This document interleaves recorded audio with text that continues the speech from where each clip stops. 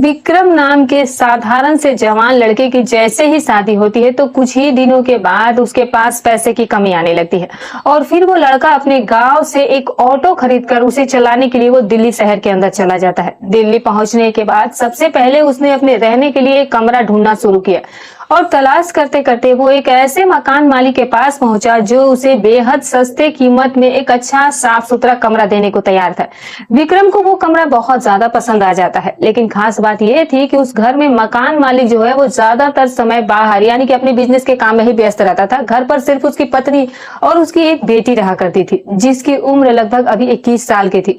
विक्रम ने बिना ज्यादा सोचे वही कमरा ले लिया और वो अब वहीं पर रहने लगता है। और फिर जैसे ही सुबह होती वो अपनी ऑटो को लेकर के पैसे कमाने के लिए निकल जाता और फिर शाम तक वो वापस अपने कमरे तक आया करता था। धीरे धीरे ऐसे ही वक्त बीत रहा था। फिर एक दिन ऐसा आता है कि विक्रम का संपर्क जो उस मकान मालकिन होती है उससे हो जाता है और फिर उसकी जो बेटी है उससे भी इसकी संपर्क हो जाता है। यानी कि दिन में वो मकान मालकिन को और रात में उसकी बेटी के साथ वो कुछ ऐसा काम करता है जिसके बारे में जब आप सुनेंगे दोस्तों, तो सच बता रही हूँ दोस्तों, आपको बहुत हैरानी होगी। आखिर उस लड़के ने किस तरीके से माँ और बेटी दोनों को ही अपने जाल में फंसाया और फिर उनके साथ उसने क्या क्या किया, सब कुछ आपको वीडियो के माध्यम से बताएंगे।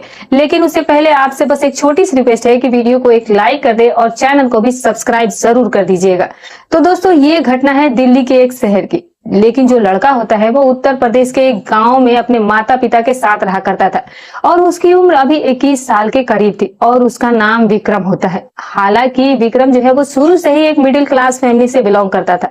विक्रम एक सीधा साधा गांव का रहने वाला लड़का था। घर में हालात कुछ खास अच्छे नहीं थे, पैसे की बहुत तंगी रहती थी।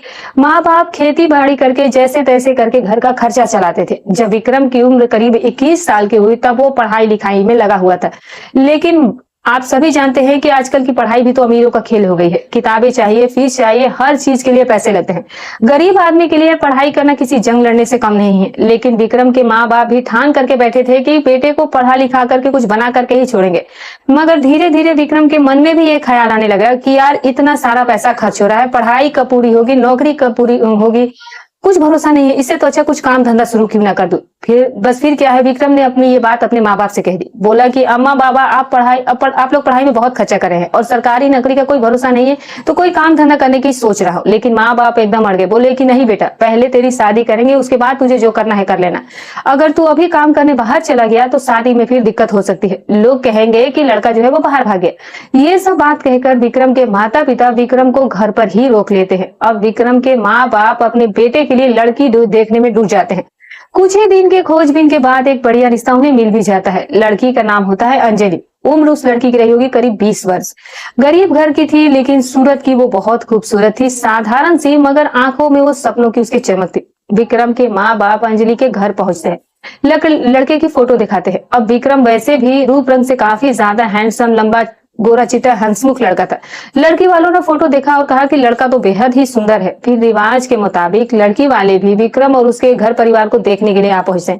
गांव का माहौल साधारण सा घर, मगर सभी लोग सच्चे दिल के थे। भाई गरीब को तो जल्दी समझ ही लेता है। दोनों परिवारों ने आपस में बातचीत की, एक दूसरे को पसंद कर लिया और फिर फटाफट सगाई होगी और तय हो गया कि 15 से 20 दिन के अंदर शादी कर दी जाएगी। अब घर में वैसे ही पैसे की काफी किल्लत थी, फिर भी विक्रम के माँ बाप ने इधर उधर से रिश्तेदारों और गांव वालों से उधार पैसे लेकर के जोड़े, कर्ज लेकर ही सही, लेकिन बेटे की शादी उन्होंने काफी धूमधाम से की।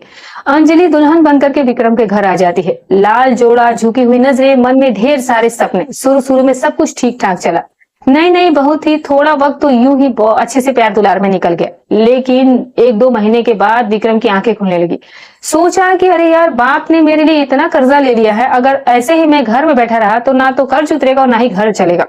अब विक्रम को लगने लगा कि घर में रहकर बीवी के साथ टाइम पास करने से कुछ नहीं होने वाला है, पैसे कमाने पड़ेंगे वरना हालात और भी ज्यादा खराब हो जाएंगे। तो वो अपनी पत्नी से कहने लगता है कि यहाँ पर ऐसा नहीं हो सकता है और वो सीधा अपने माता पिता के पास जाता है और वो कहता है कि पापा, अब मैं यहाँ पर नहीं रुक सकता। अगर मैं और ज्यादा यहाँ पर रुकूंगा और पैसे कमाने के लिए अगर मैं बाहर नहीं जाऊंगा तो शायद हमारे ऊपर बहुत सारा कर्जा हो जाएगा। अब जो विक्रम के माता पिता है वो भी कहते हैं कि हाँ बेटा, तुम बिल्कुल सही कह रहे हो, अगर तुम बाहर पैसे कमाने के लिए नहीं गए तो शायद अब बहुत ज्यादा दिक्कत होने वाली है, तो क्यों ना तू ठीक है कि बाहर ही चला जा। तो विक्रम ने सोचा कि यार ऐसे तो कौन सा काम कर लूंगा, क्योंकि 10 से 15 हजार से ज्यादा तो मुझे कोई पैसे देने वाला है नहीं। आधे रुपए तो ऐसे आने जाने में और वहां पर रहने में खर्च हो जाएंगे, तो क्यों ना अपना ही कुछ काम कर लूं। अब विक्रम के मन में ख्याल आया कि यार ऐसे तो घर का खर्चा चलेगा नहीं, क्यों ना कोई ठोस काम किया जाए। सोचा कि ऑटो ही ले लेता हूँ, दिल्ली में ऑटो खूब चलता है। लेकिन अब प्रॉब्लम थी पैसे की, जेब में तो फूटी कौड़ी नहीं थी। पर भाई आजकल ईएमआई पर तो सब कुछ मिल जाता है। विक्रम भी गया सीधा शोरूम पर और जैसे तैसे करके कुछ जमा पूंजी जुड़ी और बाकी लोन तो उसने ऑटो ले लिया। फिर घर आकर माँ बाप और बीवी से बोला कि मैं दिल्ली जा रहा हूँ ऑटो चलाने के लिए। गांव में वैसे भी कुछ बचा नहीं है। सबने भी समझदारी दिखाई, बोले कि ठीक है बेटा जा, भगवान तेरा जरूर भला करेगा। अब ऑटो लेकर विक्रम जो होता है वो सीधा दिल्ली की ओर निकल पड़ता है। मगर दिल्ली कोई गांव थोड़ी थी, यहाँ तो सबसे जरूरी चीज थी रहने की जगह। सुबह से शाम तक कमरे की तलाश में वो यहाँ घूमता रहा, कई जगह गया, कहीं रेट बहुत ज्यादा, कहीं कमरा ही ढंग का नहीं था। आखिर में एक मकान मालिक से उसकी मुलाकात होती है। मकान मालिक वैसे तो बहुत पैसे वाला था, बड़ा घर था उसका, लेकिन एक कमरा उसका ऐसा था जो वो किराए पर दिया करता था। विक्रम ने झिझकते हुए पूछा कि मालिक कमरा मिलेगा क्या। मकान मालिक ने देखा, अरे लड़का जो है वो तो सीधा साधा दिख रहा है, चेहरा भी इसका काफी भोला है, तो वो बोला कि हाँ भाई मिलेगा, लेकिन कीमत होगा रेट 3,500 रुपए, इससे कम नहीं। अब भाई दिल्ली जैसे शहर में 3,500 रुपए में कमरा मिलना मतलब कि समझ लीजिए भगवान का ही रूप। विक्रम ने भी ज्यादा नहीं सोचा, उसने कहा कि ठीक है मालिक मुझे मंजूर है, आज से ही मैं यहाँ पर शिफ्ट हो जाता हूँ। और उसने कमरा देख लिया, कमरा बढ़िया था, साफ सुथरा था, खुला खुला था, ऑटो भी वही पार्किंग में लग जाया करता था, सब कुछ सेट हो गया था। अब रोज का रूटीन बन गया। सुबह होते ही विक्रम जो होता है वो ऑटो लेकर के निकल जाता है, दिन भर इधर उधर सवारी ढोता, लेकिन वो नया नया था, शहर भी उसके लिए नया था, ज्यादा दूर तक वो नहीं जाता था। बस एक इलाके से दूसरे इलाके तक वो ऑटो चला करके जो पैसा बनता वो शाम को लेकर के 4-5 बजे तक अपने कमरे पर लौट आता था। रात का वो काम फिलहाल नहीं कर रहा था। एक तो जगह का डर, दूसरा वो लड़का नया था, ज्यादा उसकी कोई जान पहचान भी नहीं थी। लेकिन असली बात तो तब पता चली जब विक्रम को मालूम हुआ कि इस घर में मकान मालिक के अलावा उसकी बीवी और उसकी एक जवान बेटी भी रहती है। मालकिन की उम्र इस वक्त रही होगी करीब 35-37 साल के आसपास और बेटी करीब 19-20 साल की रही होगी। दोनों ही देखने में काफी ज्यादा सुंदर और सुशील थे। अब विक्रम भी थोड़ा सोच में पड़ जाता है, मन में उसके कुछ हलचल सी होने लगी। लेकिन भाई वो गांव का एक सीधा साधा लड़का था, ना ज्यादा घुलना मिलना उसे आता था, ना ही ज्यादा बोलना आता था। बस अपने काम से काम और अपने मतलब से ही मतलब रखता था और वो रोज सुबह जाता था और शाम को लौट आया करता था। अब दोस्तों एक दिन विक्रम लगभग शाम के 7-8 बजे अपने कमरे में बैठा हुआ था और खाना बनाने की तैयारी कर रहा था। तभी वहां पर एंट्री हो जाती है मालकिन जी की, जो कि उस मकान की मालकिन होती है। अब जैसे ही विक्रम की नजरें मालकिन पर जाती है तो वो तुरंत उस वक्त खड़ा हो जाता है और कहने लगता है कि मालकिन जी आप यहाँ कैसे। तो मालकिन जी कहने लगती है कि कुछ नहीं, बस ऐसे ही मैं तुमसे मिलने के लिए आ गई, तुम्हें कुछ पूछने के लिए आ गई थी। तो मालकिन है पूछती है कि आखिर तुम रहने वाले कहाँ के हो। हालांकि उसे पहले से इस बात का पता था, लेकिन फिर भी वो पूछने लगती है कि आखिर तुम्हारा नाम क्या है, तुम कहाँ के रहने वाले हो। तो विक्रम उसे अपने बारे में सब कुछ बता देता है कि मालकिन जी इस तरीके से मैं यहाँ का रहने वाला हूँ, वहाँ का, और फिर मैं ऑटो चलाने के लिए यहाँ पर आया हूँ, इस तरीके से मेरी परिस्थिति थी आनी थी। वो सब कुछ अपने बारे में विक्रम जो होता है वो मालकिन को खुल करके बता देता है। कोई भी ऐसी बातें नहीं होती जिसे वो छुपाता है। मालकिन जी को जब विक्रम की बातें सुनाता है एक अलग ही अंदाज में, मालकिन को जब वो बातें सुनाता है तो जो महिला होती है वो विक्रम पर जाने लगती है और वो विक्रम को देखने में मतलब उसे एक टकटकी लगा, वो देखे ही जा रही थी। शायद उसे भी कुछ विक्रम में पसंद आ रहा था। तभी वो कहने लगती है कि यार तुम तो बहुत ही अच्छे तरीके से बातचीत करते हो। अब दोस्तों उसके बाद फिर वो वहां से चली जाती है कि ठीक है फिर मैं कल तुमसे मिलती हूँ। और फिर विक्रम भी अपनी रोटी बनाने के लिए जो भी काम होता है वो उसी में बिजी हो जाता है और ये ऐसे रात बीत जाती है। सुबह विक्रम चला जाता है और शाम को वापस वही वो 5-6 बजे तक वो अपने घर यानी कि अपने कमरे पर लौट आता है। दिन से ही कभी कभी विक्रम जो है वो लौट आया करता था, क्योंकि अभी उसे शहर के बारे में इतना कुछ पता नहीं था, वो पहली बार वहां पर काम करने गया था। और दूसरे दिन भी सुबह ऐसा ही कुछ होता है। 7 बजे का सुबह का वक्त होता है। विक्रम जो है वो खाना बनाने की तैयारी कर रहा था। अचानक उसी वक्त वहां पर एंट्री हो जाती है उसकी मालकिन की, यानी कि जो मकान मालकिन होती है, जिसकी उम्र लगभग अभी 37-38 साल के करीब रही होगी और नाम दोस्तों उसका विनीता होता है। विनीता रोज शाम के 7 बजे उस लड़के विक्रम के पास जाती और विक्रम से बातचीत किया करती थी। अब भाई जो विक्रम होता है वो एक 24 साल का नौजवान था, वो दिखने में भी काफी सुंदर था। अब विक्रम की जो मालकिन है नीता, वो रोज जब विक्रम को वहां पर देखती थी तो वो धीरे धीरे विक्रम को पसंद करने लगती है और धीरे धीरे मतलब कि उन दोनों की जो बातें थी वो और भी ज्यादा बढ़ने लगती है। अब दोस्तों एक दिन तो जो सब्र का बांध था वो टूटने ही वाला था।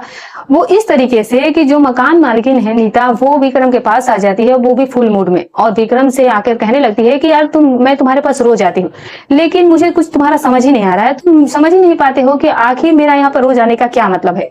यहाँ पर विक्रम कहने लगता है कि नहीं मालकिन जी, मैं क्यों समझू, मुझे समझ नहीं आ रहा है, मैं नहीं समझ पाता हूँ कि आप क्यों आते हो, आइए आपका घर है, आप कहीं भी जा सकते हो।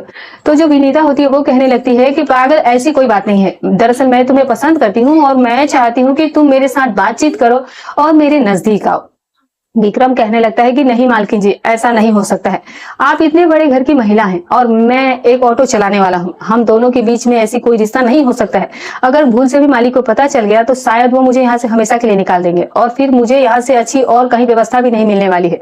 इस बात को सुनकर के विनीता कहने लगती है कि तुम्हें मालिक की चिंता करने की कोई जरूरत नहीं है, वो यहाँ पर 2-3 दिनों में इस तरीके से ही आया करते हैं और वो जब बाहर ही आते हैं तो हमें पता चल जाता है, हम कभी भी उसके नजदीक, यानी कि उसको हमारे बारे में कभी कुछ पता ही नहीं चल पाएगा। मेरी बेटी है, बस मेरी एक ही बेटी है जो कि दिन भर अपने कमरे में रहती है और फिर वो या तो वो कॉलेज में रहती है और आने के बाद वो कमरे में सो जाती है, तो उसे कुछ पता भी नहीं चलेगा और वो अपने कमरे से ज्यादा वो निकलती ही नहीं है।